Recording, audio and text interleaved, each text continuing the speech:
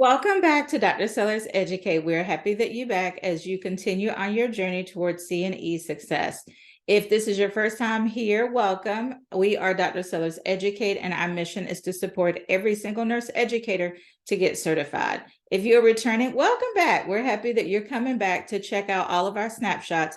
We post a new episode right here every week. So go ahead and subscribe to this channel if you haven't already. We always appreciate likes as well.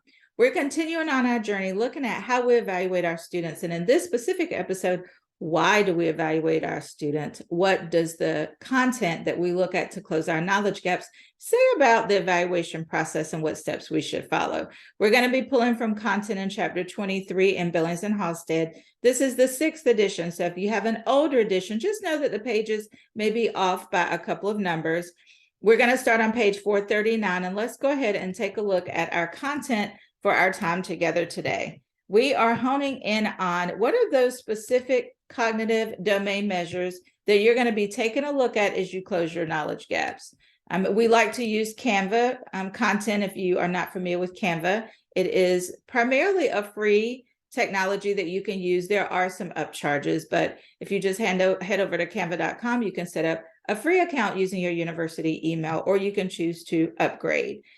Specifically looking at how we evaluate cognitive domain, if we take a look at the bottom right-hand corner of page 439, this is where we're going to start looking at the evaluation process. It is a systematic process, as we know, that involves a series of actions. Okay, so we're just going to walk through these steps. First is identifying the purpose. So what are we evaluating and why are we evaluating this information?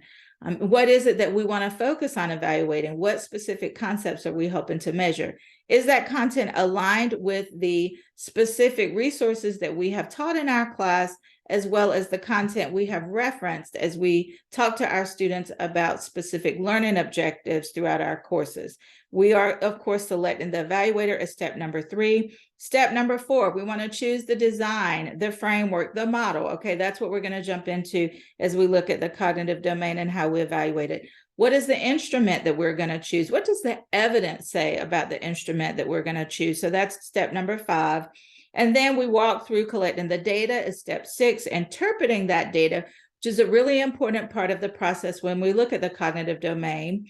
We want to conduct a thorough exam analysis and item analysis based on the data that we have gathered from our students about how they perform on an exam. We are going to, at step number 8, report those findings. Step 9, using those findings as we determine which exam questions need to be modified, and are there distractors that were ineffective, and how do we change those? And then step number 10 is considering the cost of evaluations. Okay, these steps can be modified as listed in our text, but ultimately, these are the primary steps that we are going to follow.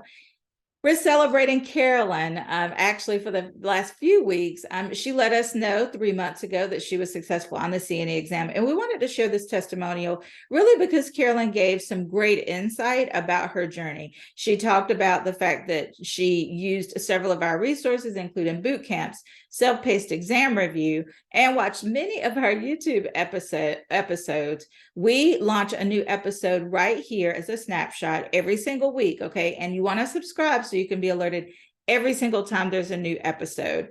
The program, she says, was organized, professionally done, and most of all, Dr. Sellers was super encouraging.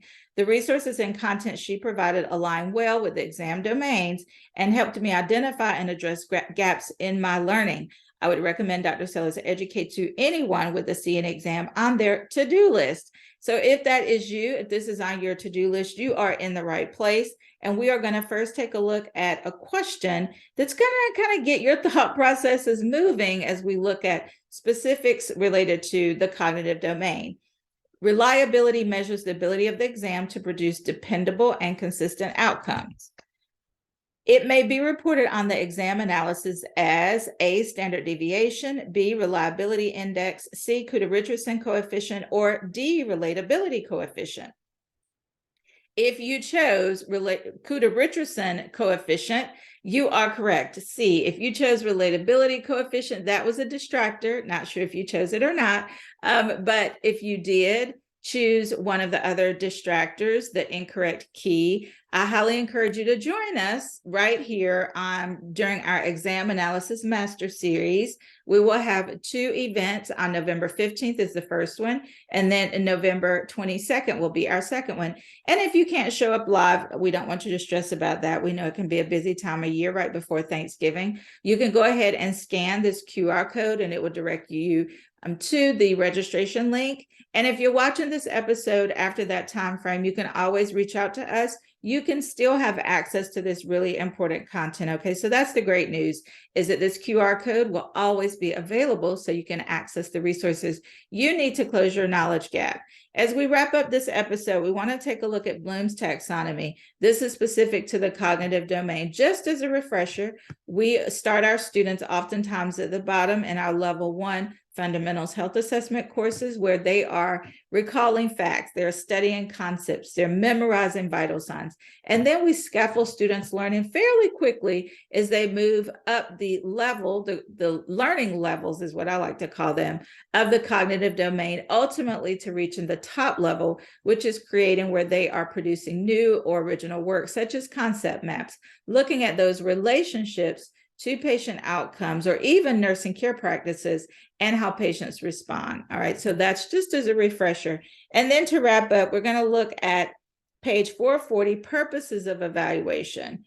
Specifically, we want to facilitate learning, identifying where are those knowledge gaps in the student's learning cycle. Once we identify them, because that's what the exams tell us, right? They tell us a story about students learning. Then we want to engage with our students to close those knowledge gaps. We can do those in several different ways.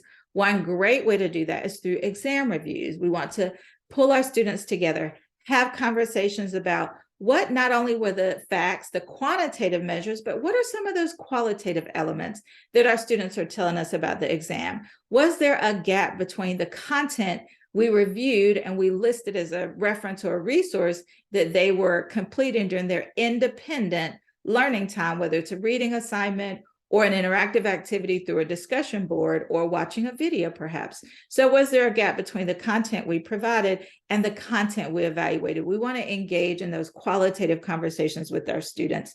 And then looking at box 23.1, we want to improve our products, whether it's updating our textbook resources to be a more current version, like we have recommended here for Billings and Halstead. We want you to use the most current version, which is the 6th edition. So you have the newest, freshest, most aligned content with the evidence. Okay, so that is the purpose of us making sure we have the most current edition of our textbook as part of our syllabi that we engage students in the learning process with.